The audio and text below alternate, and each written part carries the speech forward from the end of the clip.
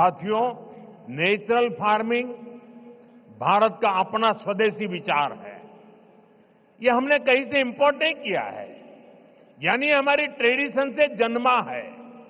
हमारे पूर्वजों ने तपस्या करके इसको तैयार किया है और ये हमारे पर्यावरण के अनुकूल है। நண்பர்களே, இயற்கை வேளாண்மை பாரதத்தின் சொந்தமான சுதேசி கருத்து. இதை நாம் எங்கிருந்தும் யாரிடமிருந்தும் பெறவில்லை, இறக்குமதி செய்யவில்லை. அதாவது இது நமது பாரம்பரியத்தில் பிறந்தது, நம்முடைய சுற்றுச்சூழலுக்கு உவப்பானது, உகந்தது. मुझे खुशी है कि दक्षिण भारत के किसान प्राकृतिक खेती की परंपराओं जैसे पंचगव्य, जीवामृत, बीजामृत, आच्छादन आदि को निरंतर अपनाए हुए हैं। ये परंपराएं मिट्टी का स्वास्थ्य बेहतर रखती हैं, फसलों को केमिकल मुक्त रखती हैं और इनपुट कॉस्ट बहुत कम कर देती है। தென்னிந்தியாவின் விவசாயிகள் இயற்கை வழி வேளாண்மையின் பாரம்பரியங்களான பஞ்சகவ்யம், ஜீவாமிர்தம், பீஜாமிர்தம், ஆச்சாதன் போன்றவற்றை நிரந்தரமாக உள்வாங்கிக் கொண்டிருக்கின்றார்கள் என்பது எனக்கு மட்டற்ற மகிழ்ச்சியை அளிக்கிறது. साथियों, नेचुरल फार्मिंग के साथ हम अगर श्री अन्न, मिलेट्स की पैदावार जोड़ते हैं तो ये भी धरती मां की रक्षा में अहम भूमिका निभाते हैं।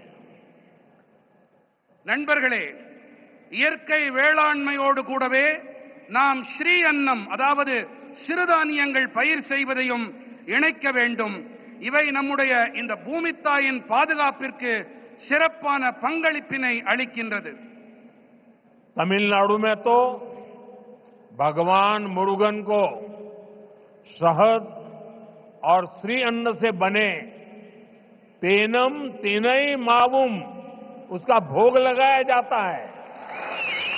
तमिल रीजन्स में कंबू और सामई, केरला कर्नाटका में रागी, तेलुगु भाषी राज्यों में सज्जा और जोन्ना, ये पीढ़ियों से हमारे खान पान का हिस्सा रहे हैं।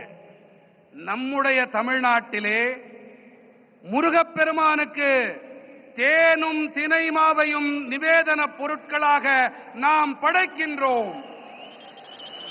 தமிழ்நாட்டிலே கம்பும் சாமையும், கேரளத்திலே ராகி, தெலுங்கு பேசும் பகுதிகளிலே சஜ்ஜா மற்றும் ஜொன்னா ஆகியவை பல தலைமுறைகளாக நம்முடைய உணவு பழக்கத்தோடு ஒன்று கலந்தவை.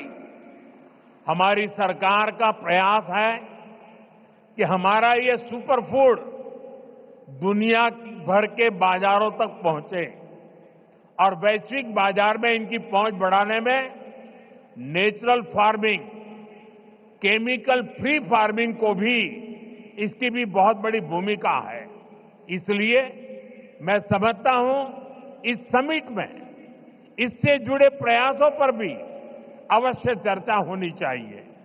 நம்முடைய அரசின் முயற்சி என்னவென்றால், நமது இந்த சூப்பர் உணவானது உலகெங்கிலும் இருக்கும் சந்தைகள் வரை சென்று சேர வேண்டும் என்பதுதான். மேலும் உலகளாவிய சந்தைகளிலும் இவற்றின் வீச்சினை அதிகரிக்க இயற்கை வேளாண்மை, ரசாயனங்கள் இல்லா வேளாண்மை ஆகியவற்றுக்கு மிகப்பெரிய பங்களிப்பு இருக்கின்றது. ஆகையினால்தான் இந்த மாநாட்டிலே இதோடு தொடர்புடைய முயற்சிகள் தொடர்பாகவும் கண்டிப்பாக விவாதங்கள் நடைபெற வேண்டும் ಎಂದು ನಾನು ವಿರುಂಬುகிறேன், ಕರೆದುகிறேன். ಹೆಚ್ಚಿನ ವಿಡಿಯೋಗಳಿಗೆ ಪ್ರತಿಧ್ವನಿ ಯೂಟ್ಯೂಬ್ ಚಾನೆಲ್ ಸಬ್ಸ್ಕ್ರೈಬ್ ಮಾಡಿ, ಬೆಲ್ ಐಕಾನ್ ಕ್ಲಿಕ್ ಮಾಡಿ.